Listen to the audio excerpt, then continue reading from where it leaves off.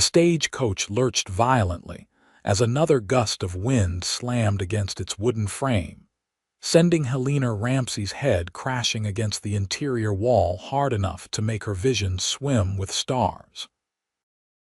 Outside the frosted windows, Colorado's winter landscape had transformed from picturesque to menacing in less than an hour, the snow falling so thick now that she could barely see 3 feet beyond the glass. Her heart hammered against her ribs, though whether from fear of the storm or the fresh wound of betrayal that still bled inside her chest, she couldn't say.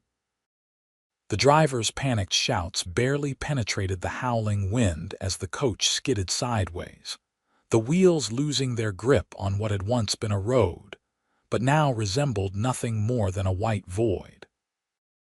Helena clutched the leather strap beside her head with both hands, her knuckles bone white beneath her gray traveling gloves. She'd left St. Louis 3 weeks ago with a trunk full of wedding dresses and a heart full of foolish dreams, traveling all the way to Cannon City, Colorado territory, to marry a man who'd courted her through carefully penned letters for nearly a year. Thomas Whitmore had painted himself as a successful merchant, a gentleman of means who would give her the life of comfort and respect she deserved.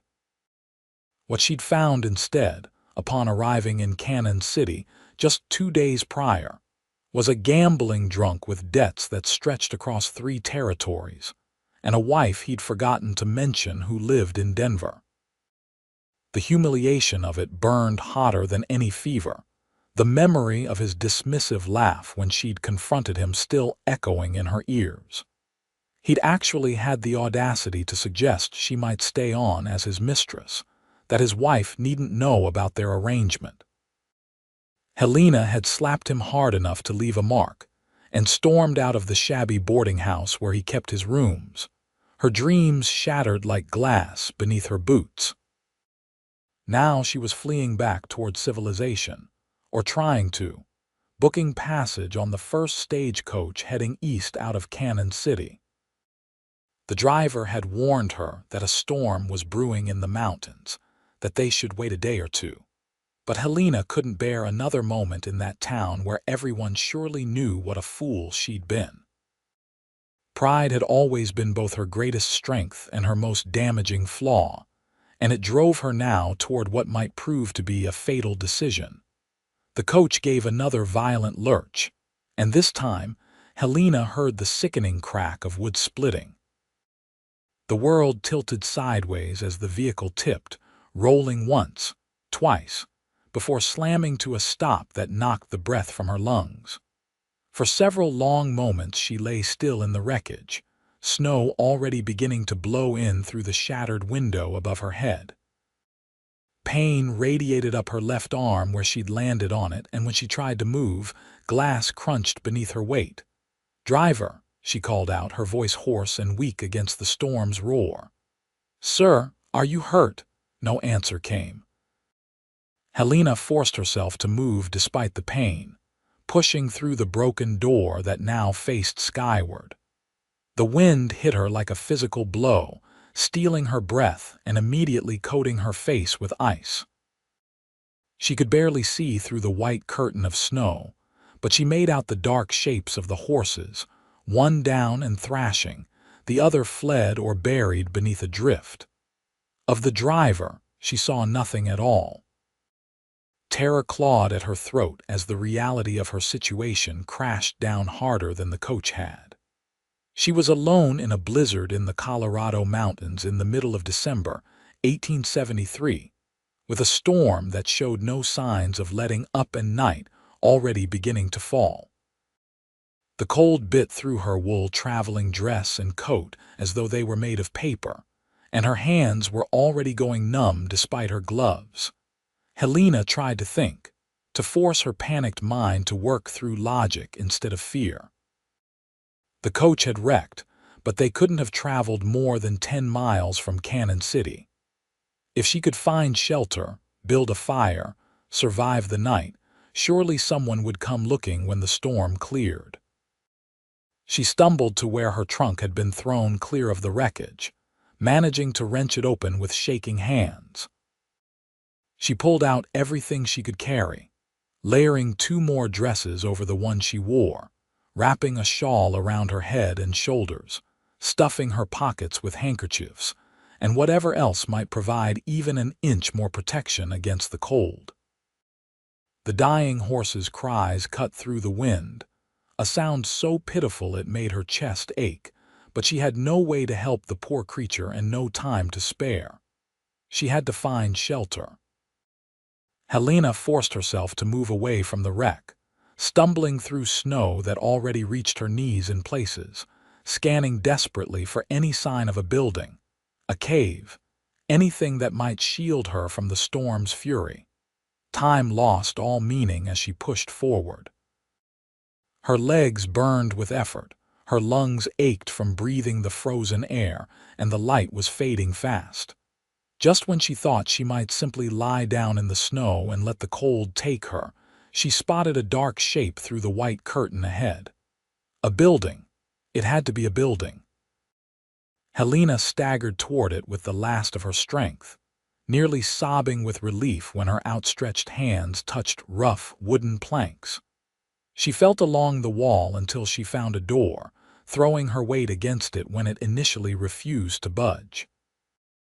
It gave way suddenly, spilling her into blessed darkness that felt warm only by comparison to the hell outside. She lay on the floor for a long moment, gasping, shaking so violently her teeth chattered together painfully. Gradually, her eyes adjusted enough to make out her surroundings. She was in some kind of cabin, small and crude but solid, with a stone fireplace against one wall and rough furniture scattered about. Abandoned by the look of it, though relatively well maintained. A line shack, perhaps, the kind shepherds or ranchers used during summer grazing season. The fireplace called to her like a siren song. Helena crawled toward it on hands and knees, too exhausted to stand. Her numb fingers fumbled with the flint and steel she found on the mantel, striking again and again until finally, a spark caught in the kindling someone had left ready in the hearth. She fed the tiny flame with shaking hands, adding small sticks, then larger pieces of wood from the stack beside the fireplace, until a proper fire crackled and danced before her eyes. Only then, with warmth beginning to seep slowly back into her frozen body, did Helena allow herself to cry. Great heaving sobs that shook her entire frame as the events of the past days crashed over her. The humiliation of Thomas's betrayal, the terror of the crash, the certainty that she was going to die alone in this wilderness, all of it poured out of her in a flood of tears that left her hollowed out and empty. She must have dozed off at some point, because when she opened her eyes again, the fire had burned low and the wind outside sounded even fiercer than before. Helena added more wood to the flames and began exploring her shelter more thoroughly. She found blankets in a chest, musty but serviceable, and a small cache of supplies including coffee, beans, and salted meat. Enough to survive for several days if necessary, though the thought of being trapped here that long made her stomach clench with anxiety. The night stretched endlessly as the blizzard raged outside. Helena huddled by the fire, wrapped in every blanket she could find, trying not to think about the stagecoach driver who might be lying frozen in the snow somewhere nearby. Trying not to think about her mother back in St. Louis, who would eventually receive word that her daughter had vanished into a Colorado blizzard.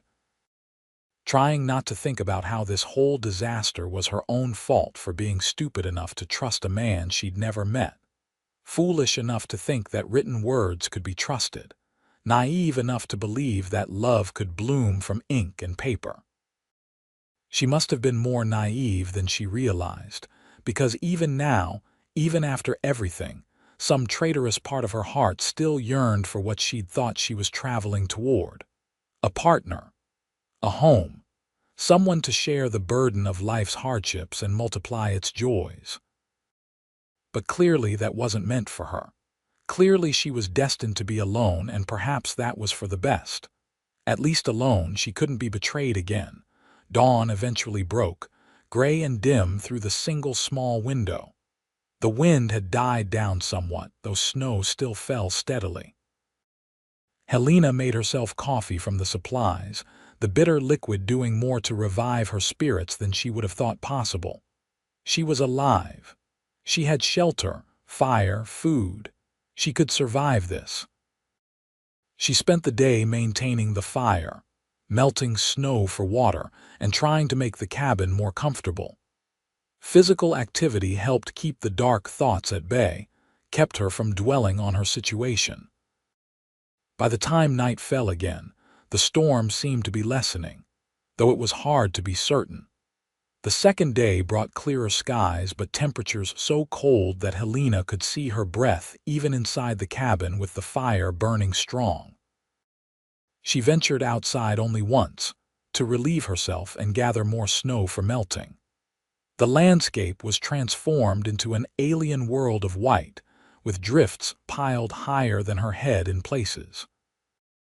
The stagecoach was nowhere to be seen, buried beneath the snow or simply too far away to spot in this new geography. She retreated quickly back to the warmth of the cabin, shaken by how easy it would be to become disoriented and lost even a few yards from shelter. On the third day, she heard the sound of a horse. Helena's heart leaped into her throat. She rushed to the window, peering out at the brilliant white landscape. There, cutting a dark line through the snow, came a rider on a massive bay horse. Even from a distance she could make out the broad shoulders, the heavy coat, the hat pulled low against the glare. A man, coming directly toward the cabin. Relief and fear warred within her chest. Rescue, surely, but rescue by whom? This was wild country, and not all men who roamed it were civilized.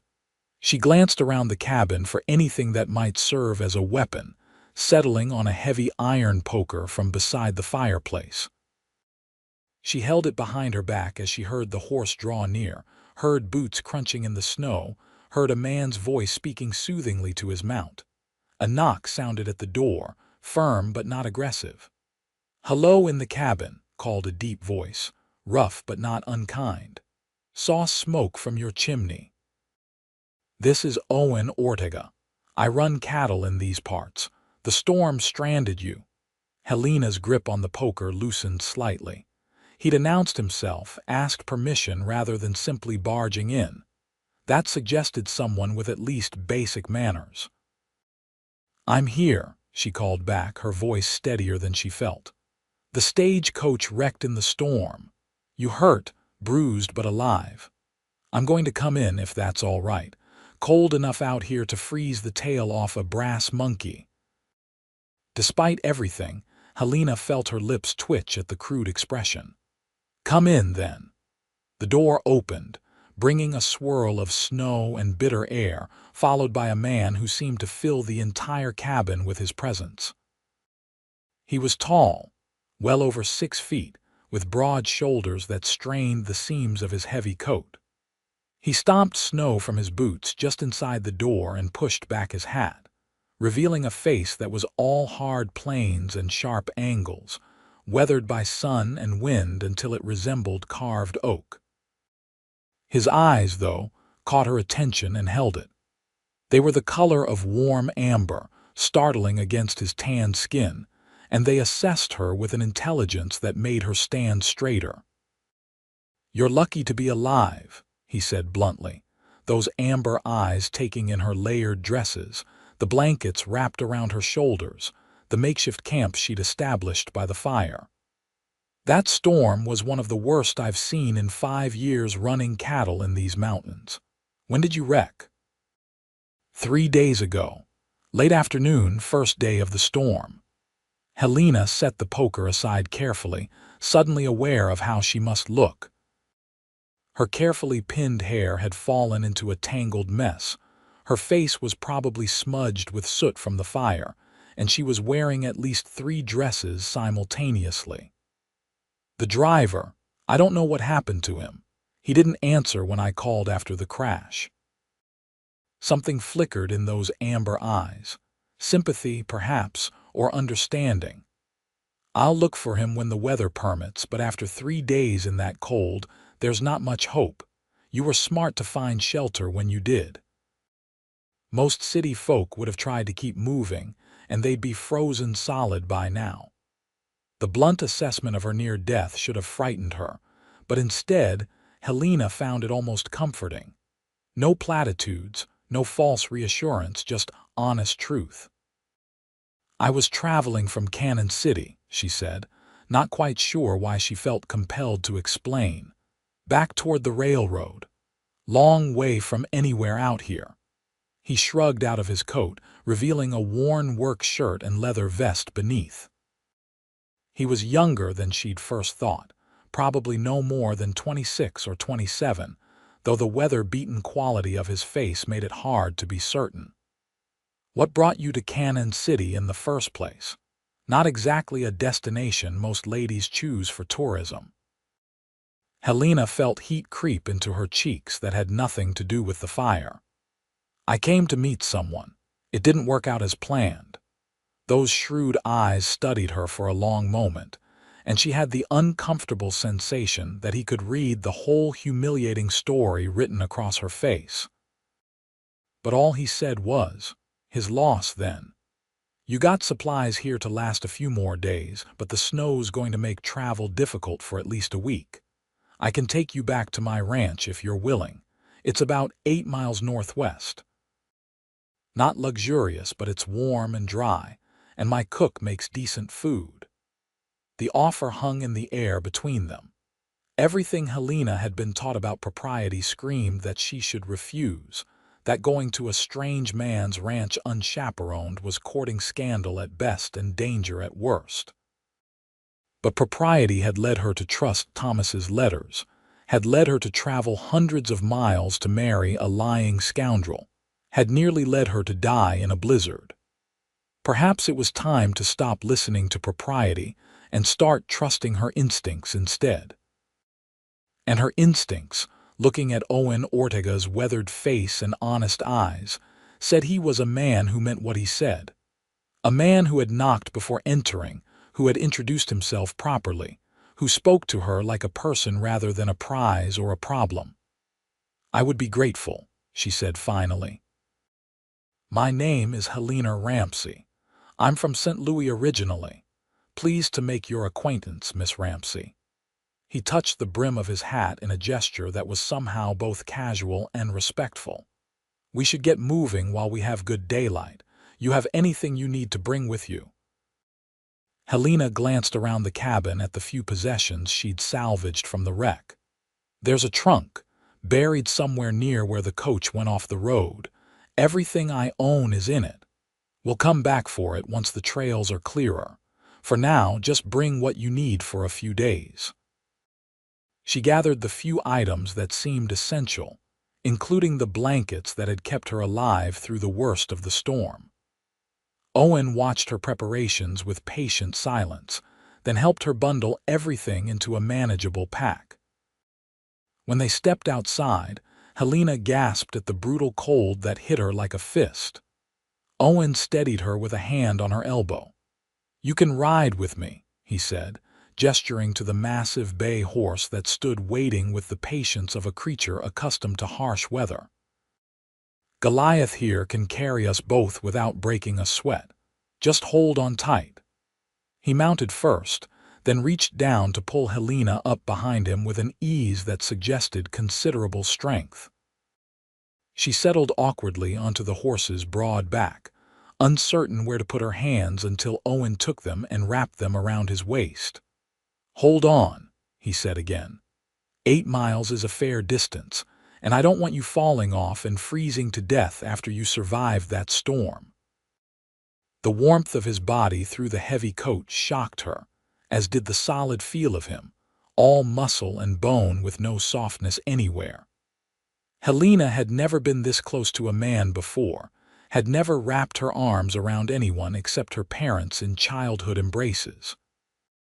It felt strange and uncomfortable, and somehow right all at once.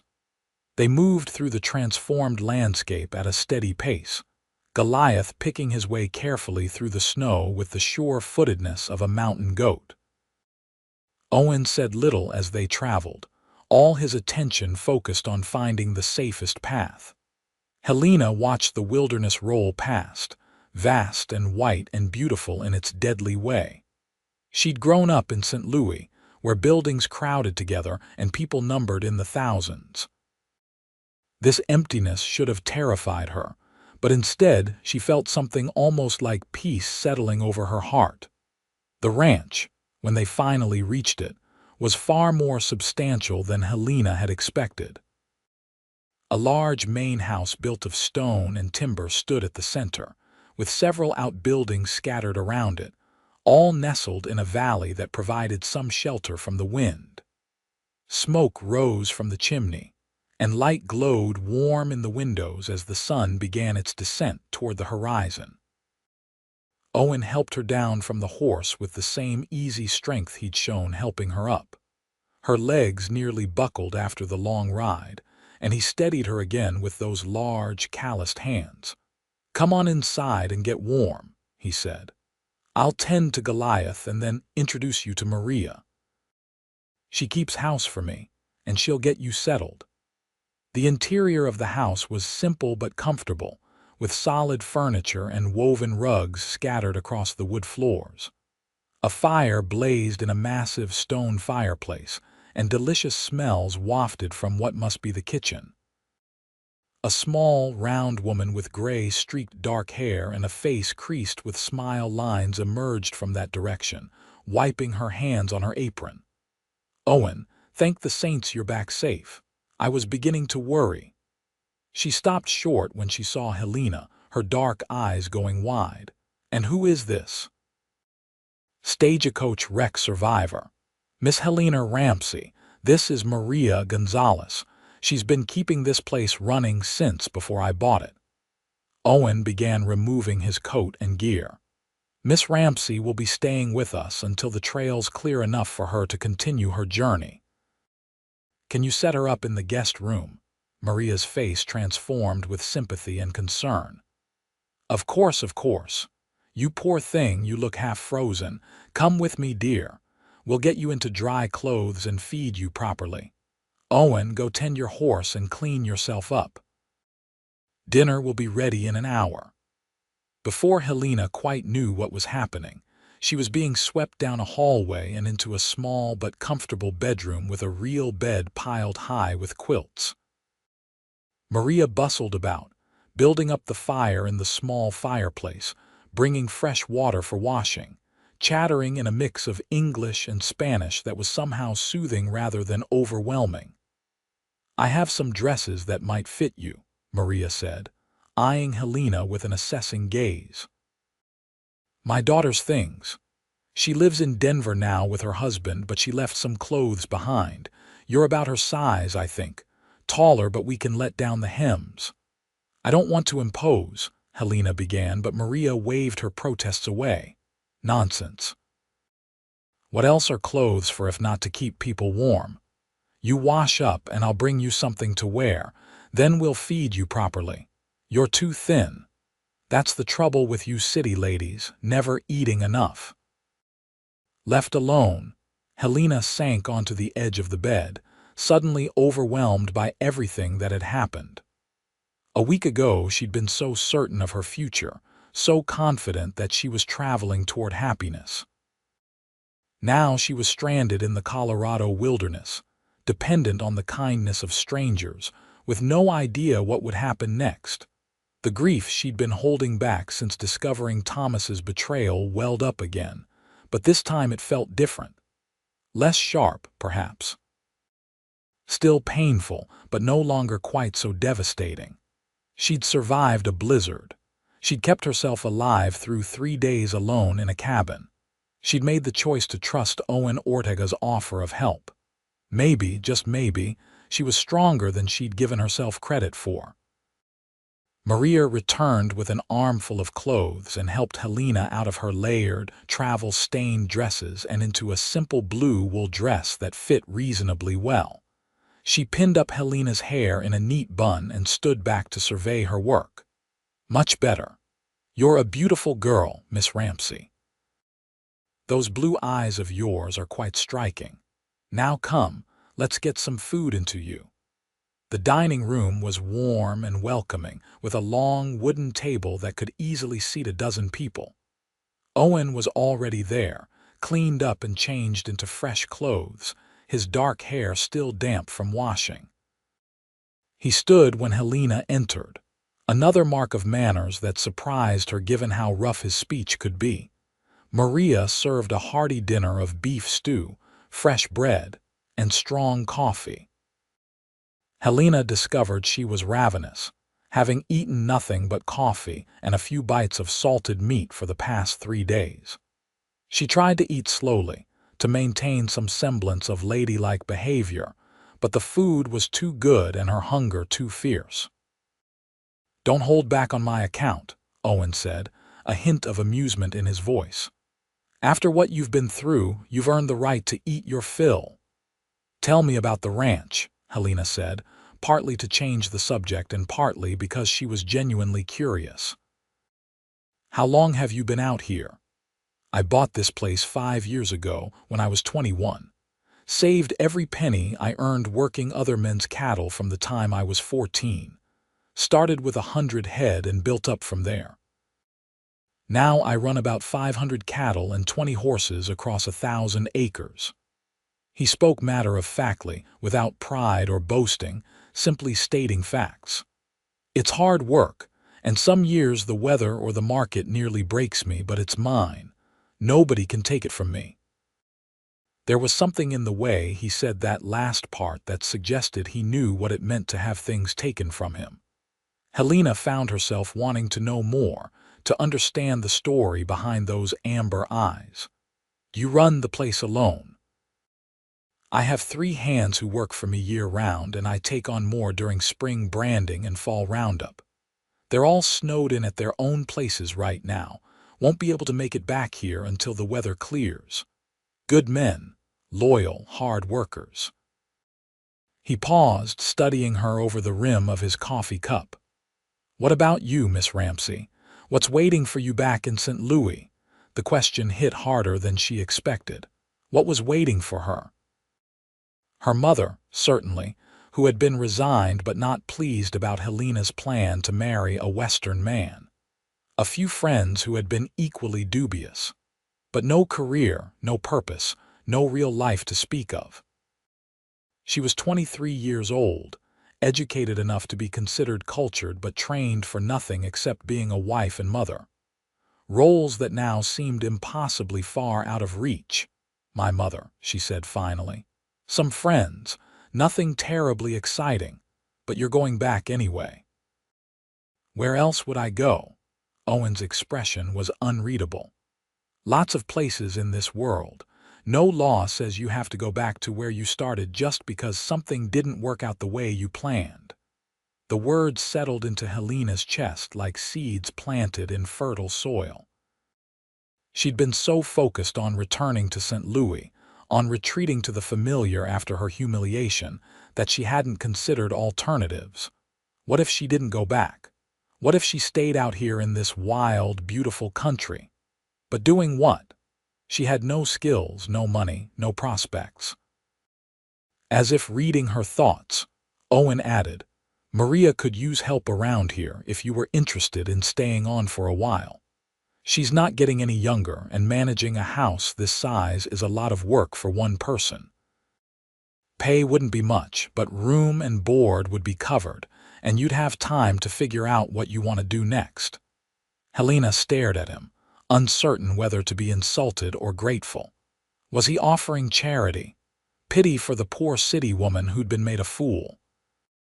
But when she met his eyes, she saw neither pity nor charity there. Just pragmatism. He had a need, she could fill it, and in exchange she would have shelter and time to heal. "I'd need to think about it," she said carefully. I don't want to impose, and I don't know anything about running a ranch house." "You can learn," Maria interjected from where she was clearing dishes.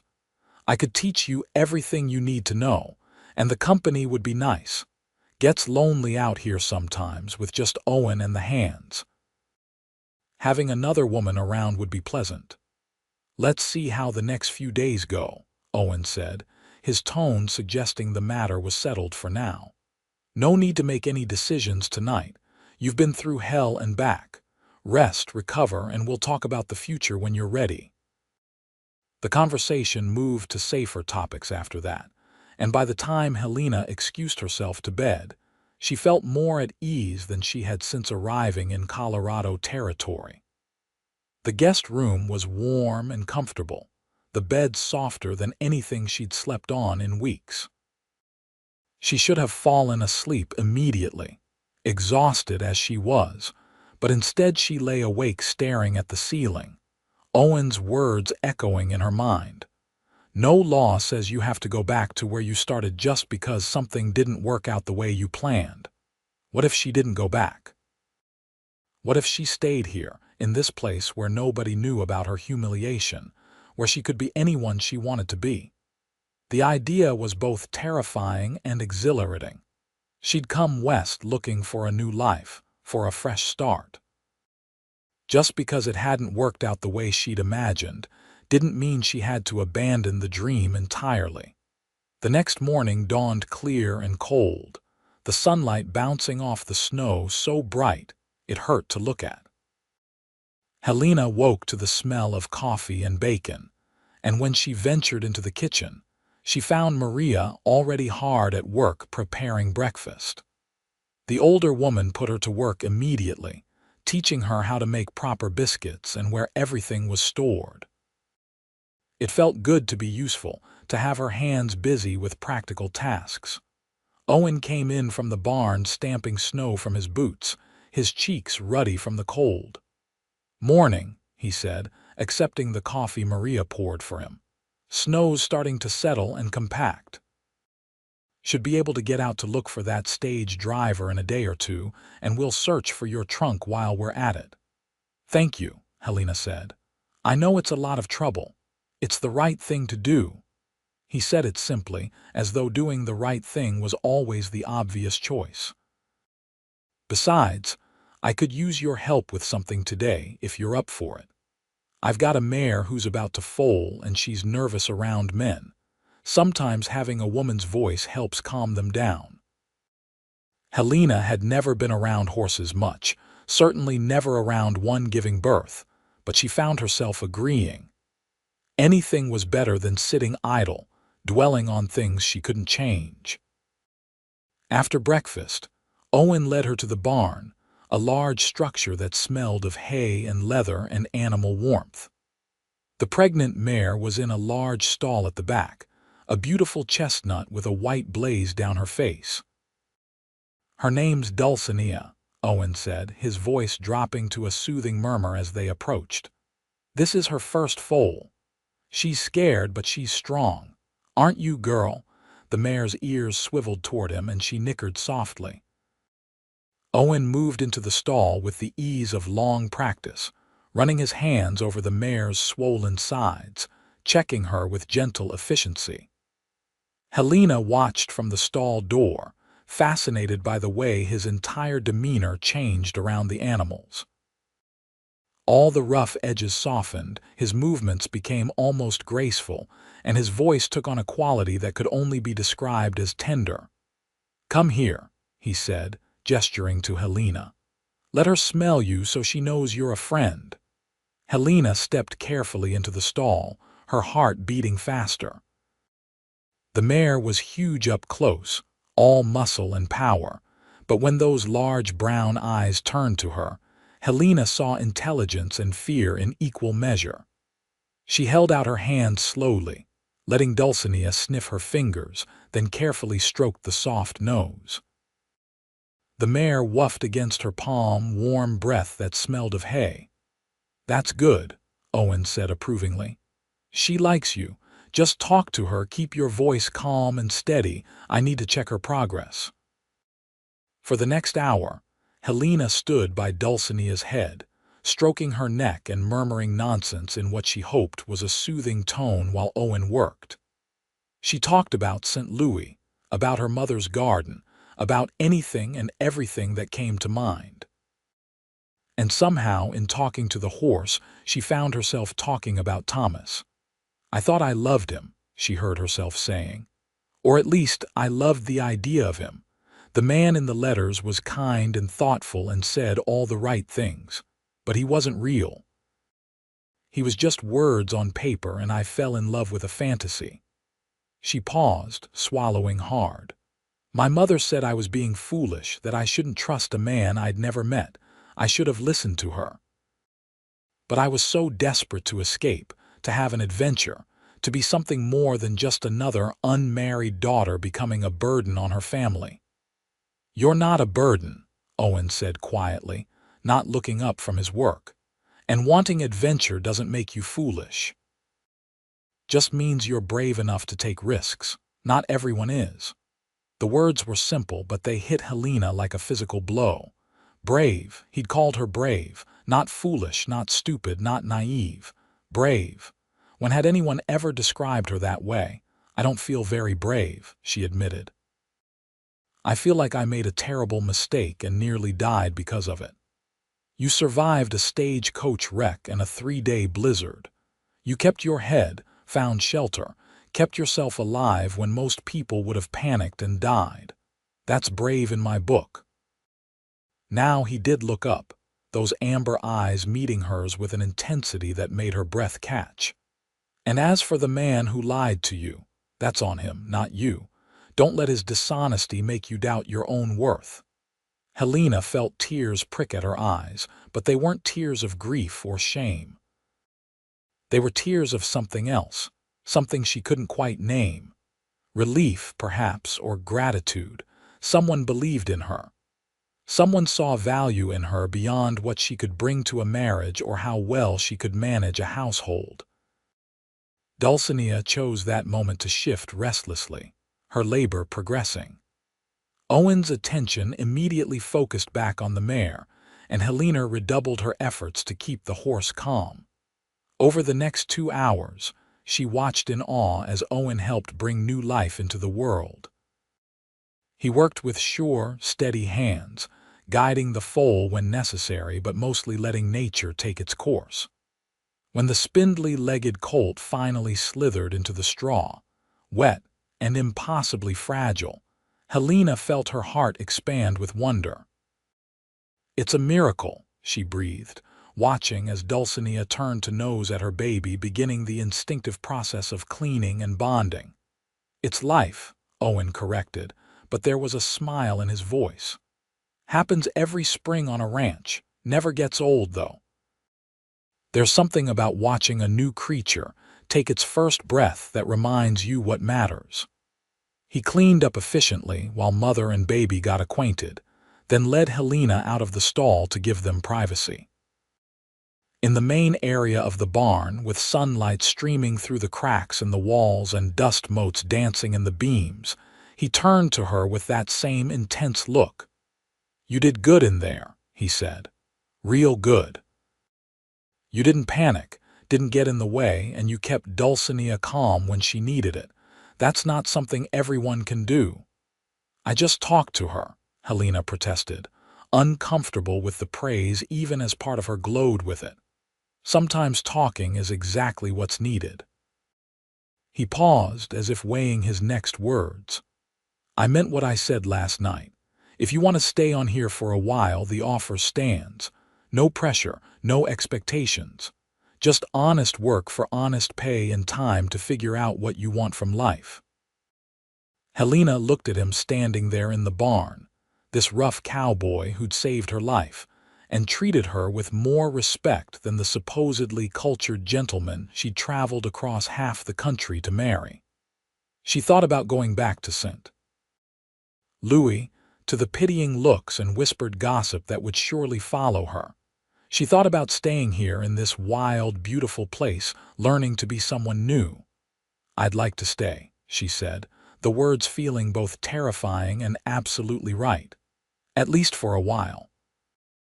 If you and Maria are truly willing to have me, something in Owen's expression shifted, a tension she hadn't realized was there easing from his shoulders. We're willing, he said. More than willing. Welcome to the Ortega Ranch, Miss Ramsey. Helena, she corrected impulsively. If we're going to be living under the same roof, you should call me Helena. Helena, he repeated, and the way he said her name with that slight roughness in his voice made something flutter in her chest. Then you should call me Owen. No need for formality out here. They shook hands on it, his palm calloused and warm against hers, and Helena felt as though she'd just stepped off a cliff into empty air. No safety net, no guarantee of where she'd land, but flying nonetheless. It was the most terrifying and exhilarating feeling she'd ever experienced. The days that followed fell into a rhythm that was both strange and comfortable. Helena woke early with Maria and learned the endless tasks involved in maintaining a ranch household. There was cooking and cleaning, of course, but also mending, preserving food, tending the chickens that Maria kept for eggs, and 100 other small tasks that seemed endless. Her hands, which had been soft and largely ornamental back in St. Louis, quickly developed calluses and burns and the occasional cut from kitchen work. But there was satisfaction in the work that she'd never felt before. At the end of each day, she could look at the bread she'd baked or the mending she'd completed or the clean floors and know that she'd accomplished something real and tangible. It wasn't elegant or cultured, but it was honest, and there was profound value in that. Owen was a constant presence, though he spent most of his time outside working despite the cold. He checked on Dulcinea and her colt multiple times a day, repaired fences and buildings damaged by the storm, and tended to the other horses, and the small herd of cattle he kept close to the house during winter. Sometimes Helena would catch glimpses of him through the windows, moving through the snow with that easy grace that seemed so at odds with his size. In the evenings, the three of them would eat dinner together, and then sit by the fire. Owen would read books on cattle breeding or mend tack while Maria knitted and Helena worked on embroidery that Maria had found for her. They talked about everything and nothing, and Helena learned more about her hosts. Maria had been widowed young and come west with her daughter, working as a housekeeper to support them both.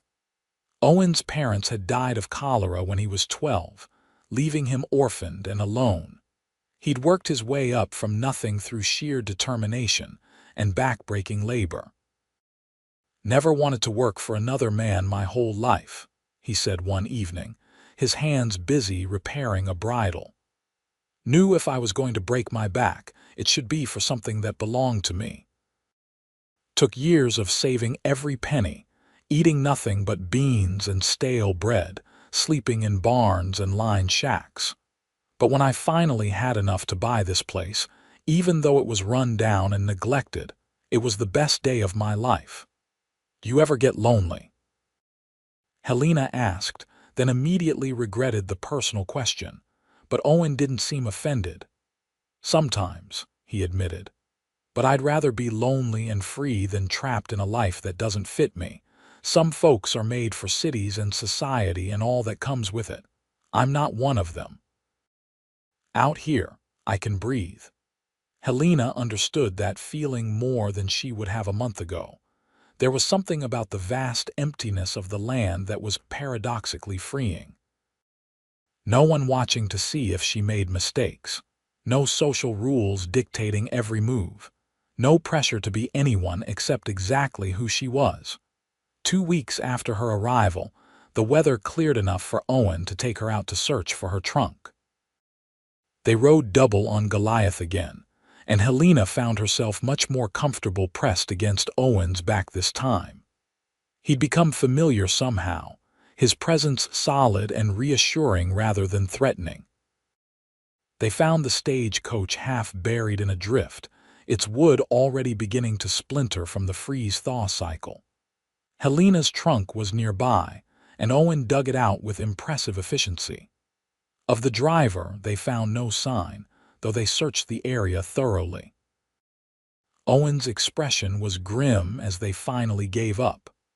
"I'll report it to the marshal when the trail's clear enough to get to Cannon City," he said. "He'll have records of who was driving that route. The man's family deserves to know what happened." They strapped the trunk to Goliath and made their way back to the ranch. That evening, Helena unpacked her belongings for the first time since the wreck. Most of her clothes were impractical for ranch life, designed for parlors and social calls rather than hard work. But she also found the letters, all of Thomas's carefully crafted lies bound with a ribbon. She stared at them for a long moment, remembering the hope and excitement she'd felt receiving each one.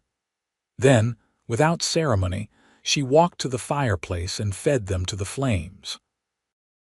Owen looked up from his book, watching her without comment as the paper blackened and curled. "I don't need them anymore," Helena said simply. "That life is over. Time to stop carrying it with me." Something flickered in Owen's eyes, there and gone too quickly to identify. He nodded once and returned to his book, but Helena caught him watching her with an expression she couldn't quite read for the rest of the evening. As winter slowly loosened its grip on the land, Helena found herself settling into life at the ranch with surprising ease. She learned to make Maria's biscuits fluffy and light, mastered the art of getting stains out of Owen's work shirts, and became adept at managing the household accounts. Maria praised her constantly, clearly delighted to have help and companionship. Owen was more sparing with his words, but Helena learned to read his silences and subtle expressions. When he left an extra cup of coffee by her workspace while she was kneading bread, that was approval. When he asked her opinion on which horse might be best suited for ranch work versus selling, that was respect. And when he started finding excuses to work closer to the house, where they might cross paths throughout the day, Helena began to suspect that might be something else entirely. She tried not to think too hard about the way her heart jumped when he walked into a room, or the way she'd started paying attention to when he smiled, those rare expressions that transformed his entire face. She'd come here running from a betrayal, her heart shattered and her trust in men destroyed. It was far too soon to be feeling anything for anyone, let alone the gruff cowboy who'd saved her life. But feelings, Helena was discovering, didn't follow logical timelines. One morning in early March, Owen announced at breakfast that he needed to ride to Cannon City for supplies and to check on when his hired hands might be able to return to work. "I'll be gone too, maybe 3 days," he said. "Maria, you need anything special from town?" Maria rattled off a list of supplies, then glanced at Helena. "What about you, dear? Anything you need?" Helena started to shake her head, then paused.